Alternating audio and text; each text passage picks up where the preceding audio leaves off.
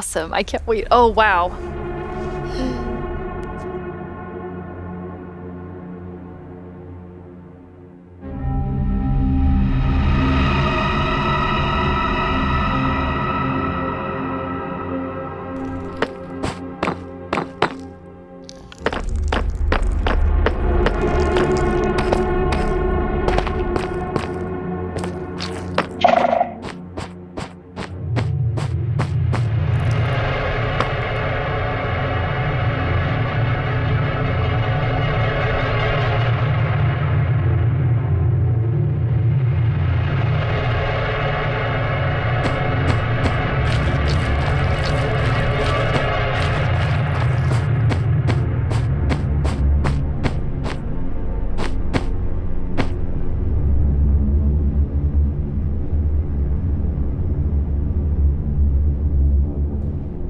And one of them actually is something called a SCULK catalyst.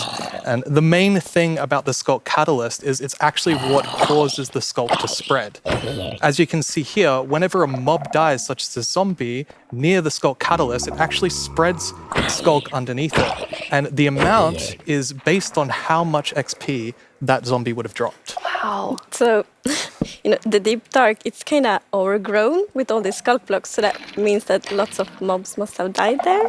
Quite a lot, yes. Make it less scary. Oh, and as you can see here, when you mine some of the SCULK blocks, you actually get enchanting points. Yes, and of course, if you still want to get some of the blocks for decoration or something, you can just use a silk touch. And then we have the SCULK Shrieker. So when this block is activated, it's going to give that really scary shriek sound that you heard now. And it also gives this darkness effect, so it's like pulsating darkness. You can even see now when you're sneaking and you step on a SCULK.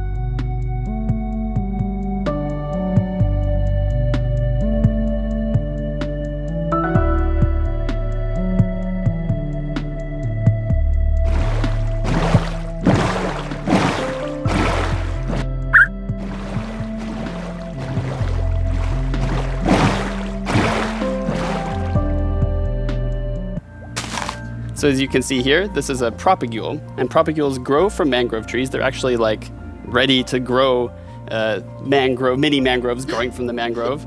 And you can see here the mangrove tree grows propped up on root blocks. It has vines hanging down from the leaves. The propagules are actually growing underneath the leaves. They actually grow from the leaves themselves. And I really like how the propagules are looking here. And okay, I'm just gonna... So many questions from the community, like, will there be a new wood type? and therefore we're so happy that we were able to add a new wood type for the mangroves. And look at it, I think it's really pretty. And you also don't see like all the blocks here. It's gonna be like a full set for the wood types. It's gonna be like completely surrounded by them. So as you can see in this video, walking around, you're just completely surrounded in the mangrove swamp. It's just mangroves as far as the eye can see, just like in real life. and you have all the mangroves propped up on their roots, growing in the water, so you can take your boat underneath like Agnes likes, and you're just completely surrounded by the awesome beauty of it. It's so beautiful. Oh, and I mean, during sunset, every time I was testing, I would actually like pause the day-night cycle just to watch the sunset in the mangrove swamp. It was super beautiful. That's absolutely gorgeous. I noticed that that was not dirt. Good eye, Lydia. That was wet dirt, otherwise known as mud. That's amazing. So you've actually added mud to do something really cool. Yeah, so we're adding really cool renewability mechanics to mud. The first of which is if you take a dirt block and pour a water bottle on it, then you can get more mud. And then the other one is if you take your mud block and you stick it on top of the dripstone, it will sort of like drip the water out of the mud and eventually dry it out.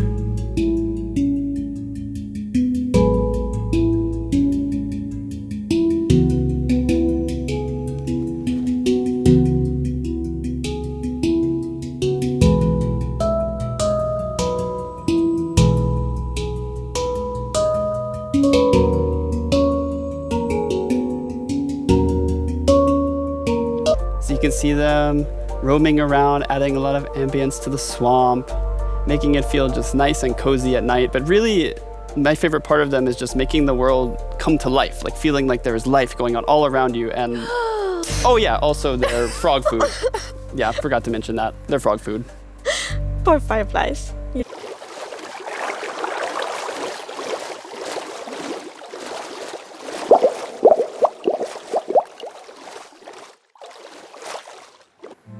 Yeah, as you can see here.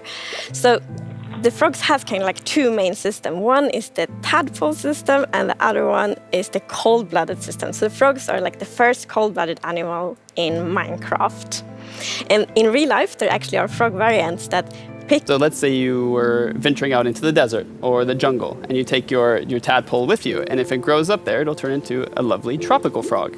And what I really love about the tropical frogs is how just relaxed they look, and they're like blending into the sand almost. They're just so relaxed, just chilling there. Yeah.